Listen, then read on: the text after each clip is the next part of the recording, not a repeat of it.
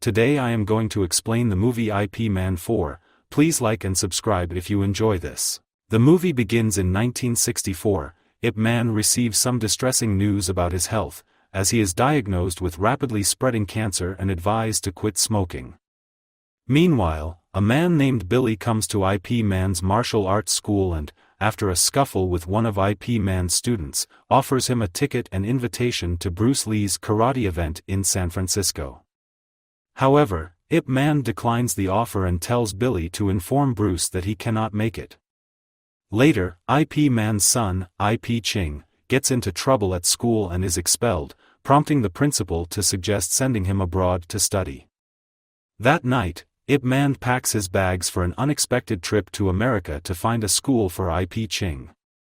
He asks his friend, Fat Bo, to look after his son while he's away, but Ip Ching expresses his passion for Kung Fu and their disagreement leads to a heated argument.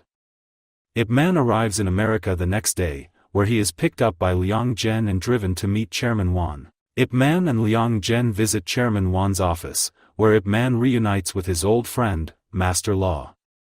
During the meeting, Chairman Wan and other martial arts masters express their displeasure with Bruce Lee for teaching Kung Fu to non-Chinese individuals and writing a book about Chinese Kung Fu in English.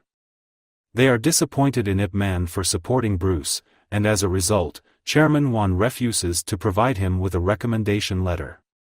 Ip Man, feeling dejected, leaves the meeting with Zhen, who promises to seek help from an American friend for the needed recommendation letter for Ip Ching's studies.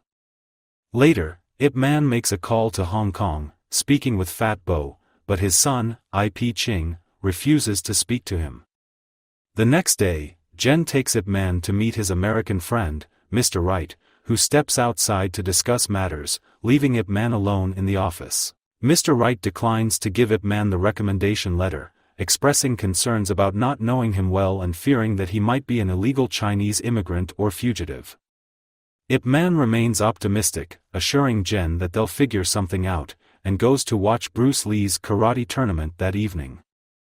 After the event, Bruce Lee spots Ip Man, and they share a meal at a restaurant where Ip Man discusses the recommendation letter issue. Bruce mentions having a student who is a lawyer and offers to help.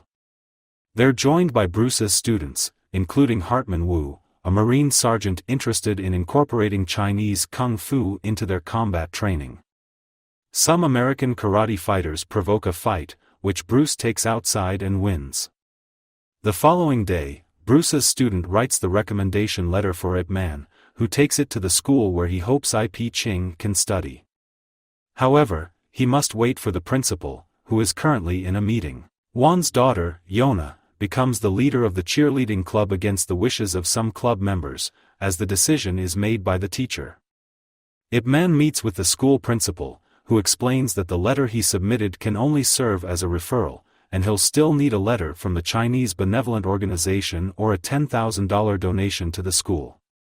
On his way home, Ip Man witnesses Yona being mistreated by some boys and a fellow cheerleader named Becky. They physically harm her and even cut her hair.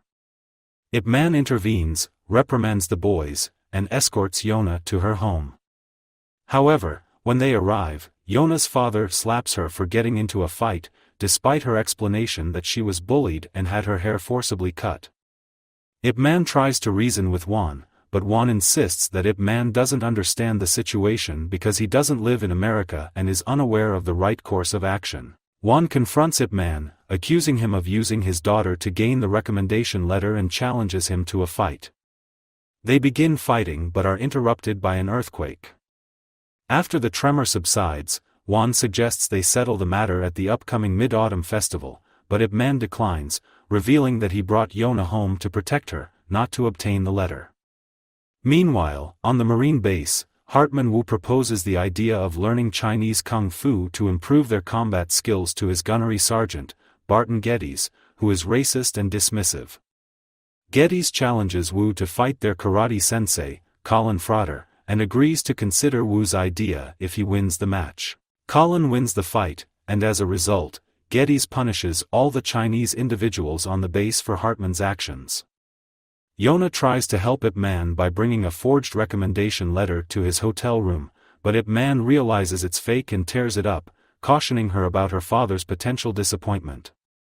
Yona confides in Ip Man, expressing her dislike for learning Tai Chi, which her father insists on.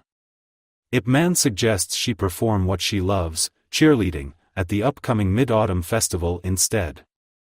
Meanwhile, Becky falsely accuses Johan of attacking her at school, leading her mother, who works for the INS, to pressure her husband to find a way to deport illegal Chinese immigrants.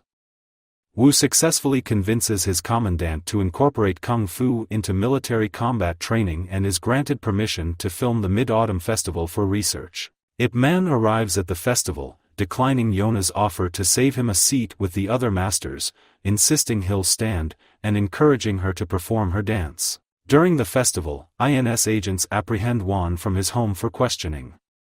Colin and his karate students disrupt the festival, taking over the stage and challenging the Chinese community to a karate versus kung fu showdown.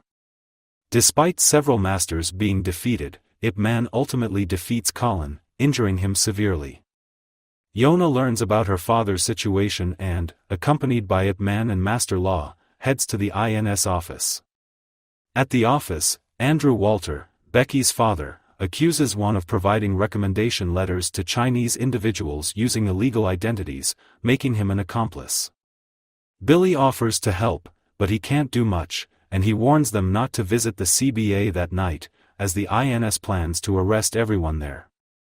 Geddes is furious upon seeing Colin's condition and vows to handle the Chinese situation personally. Geddes arrives at the CBA and easily defeats the masters there, inquiring about Wan's whereabouts. They inform him that Wan is in INS custody. Geddes then goes to the INS, demanding Wan's release and taking him to the military base for a duel, insisting on filming the entire confrontation. The fight starts with Wan holding his own, landing a few blows and matching Geddes' strength. However, as the fight progresses, Geddes gains the upper hand, severely injuring Wan. Despite the fight initially having no rules and being brutal, Wu intervenes before Geddes can harm the defenseless Wan further. As the INS agents arrive at the CBA, they find it deserted, as Ip Man has led everyone to Bruce's school for safety. The martial arts masters apologize to Bruce for their past treatment, but he assures them he holds no grudge. Bruce receives a call from Wu, informing him that Wan has been seriously injured in a fight at the Marine boot camp and has been hospitalized. Ip Man calls home, attempting to reconnect with his son, revealing his cancer diagnosis as the reason for his rushed trip to America. His son, moved by the news, finally speaks to him, and Ip Man promises to teach him martial arts when he returns. Ip Man and Bruce visit Wan at the hospital, and later, Ip Man confronts Geddes at the boot camp, setting the stage for a challenging fight, which Ip Man eventually wins to the applause of the recruits. Wan gives Ip Man the recommendation letter, and they exchange words of understanding. Ip Man returns home, teaching his son martial arts and recording his Wing Chun performance. The story concludes with Bruce Lee paying his respects to Grandmaster Ip Man after his passing in 1972, noting the increased interest in Chinese martial arts by the U.S. Army and the creation of the Marine Corps' Martial Arts Training Program in 2001.